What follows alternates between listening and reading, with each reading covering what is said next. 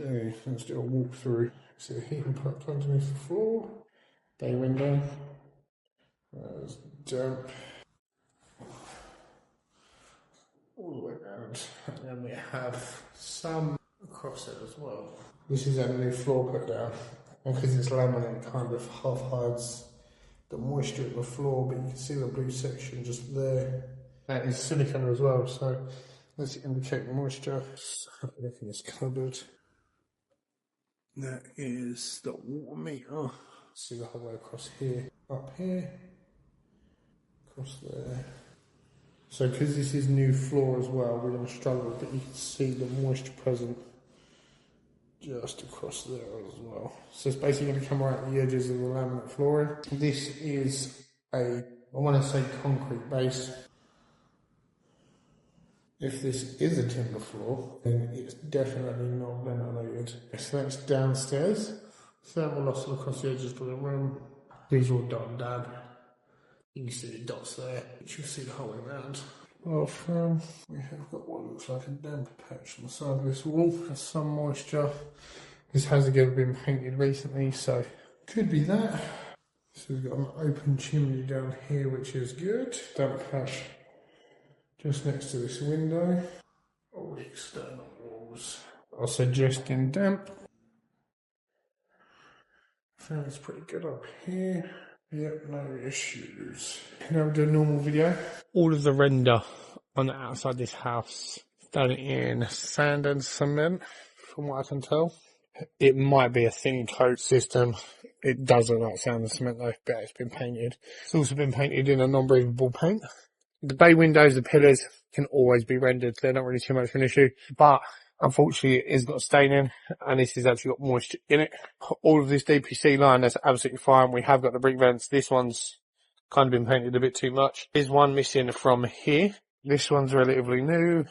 And then this one's, again, oldish inside. We know this part isn't actually ventilated.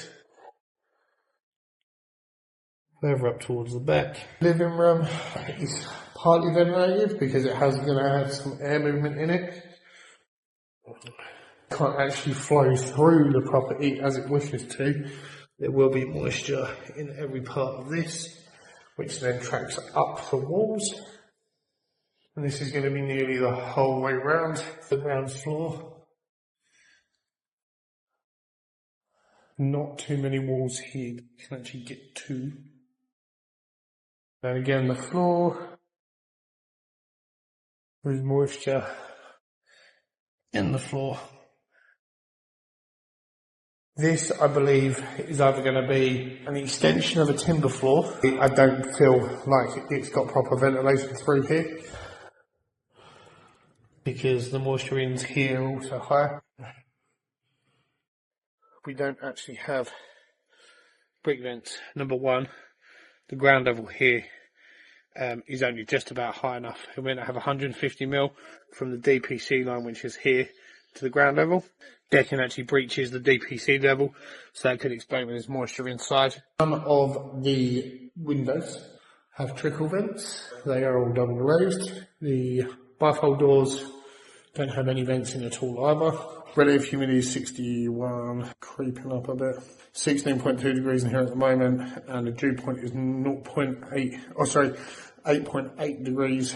The dew point is the level at which condensation forms. 60% is the maximum we would allow in a residential property. Anything above that does indicate that there is a lack of airflow, of ventilation, which is where condensation starts becoming an issue. So, on the back of the bathroom wall, these are all internal walls upstairs. Considering this is a vacant property, this is what all of the readings should be. This anomaly here, which is indicating that there is a leak. And I have a feeling we'll find out why that feels like it's leaking when we go upstairs. The bathroom has no extractor fan, no trickle vents. We have got loft conversion above, so we're not at risk of condensation directly from the cold air above, but obviously that moist air has to go somewhere. No trickle vents. No, there we go. I was going to say it was dry. I have a feeling it's just because the plaster's blown on this wall and it's trapping the moisture somewhere else. There we go. Here. The bay windows, unfortunately, are normally a common problem, which I don't think we've had one in a very long time that hasn't been a problem. That would be acceptable. And in the loft, directly above where that bathroom is, you see the thermal imaging, that is where all the pipe that comes up. We've got the basin here, pipe work. So that runs outside, the other pipe work runs in this wall. I suspect we will find a leak, so we're all good. You remember the damp patch there, which is actually covered up, but I don't know if you see it, but you can see the separation in the paint. I can see it here, but I don't know if you'll see it on the camera where it's wet.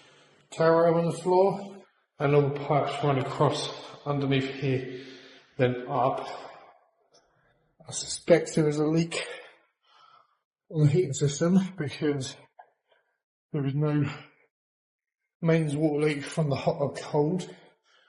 So it would have to be isolated to either a waste pipe or the heating system.